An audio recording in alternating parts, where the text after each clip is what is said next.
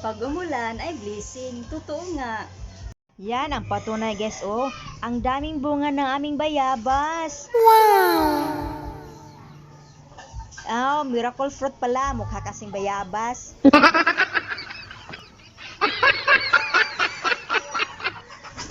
Uy, may naghabulan na manok guys. Kita siguro nila nag-video ako guys. Gusto nilang magpansin.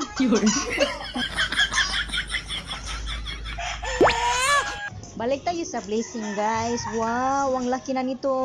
Noong nakaraang araw, ang liit pa nito. Palagi kasing umulan dito sa amin guys. Kaya ayan, mabilis ang kanyang paglaki. Okay to guys, hindi tayo mahirapang kunin to pag pwede nang lutuin.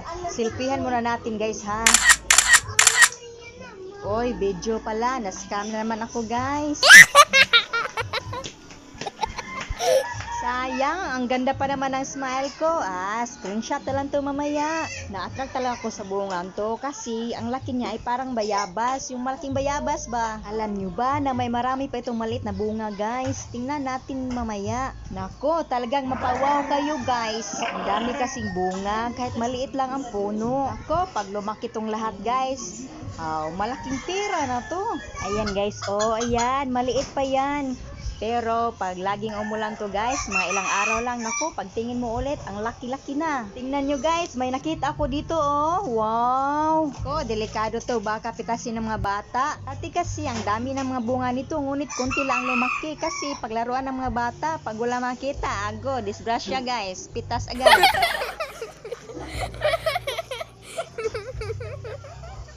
Ayan ang iba yung iba malaki na. Itong itsura niya pag bulaklak pa siya. Diba? Ang daming bunga no. Blessings talaga pag umulan guys. At hindi lang yan, meron pa dito tingnan natin Wow. Ang baba lang Tatlo na guys. Sana ay dito makita ng mga bata. Naalala ko to lang kami pag magbunga. Ganito rin Silipin pa rin natin ang bunga guys. Ang dami pang hindi natin nakita dito. Yan, may bulaklak. Ayan, ipasilip ko naman sa iyo ang mga malaking bunga na guys. May nakita ko dito guys na nakamanghang bunga. Tumubo kasi siya sa maliit na sanga. Nagtaka nga ako guys kung kaya ba to ng kanyang sanga kasi habang lumaki siya, mas lalo siyang bumigat.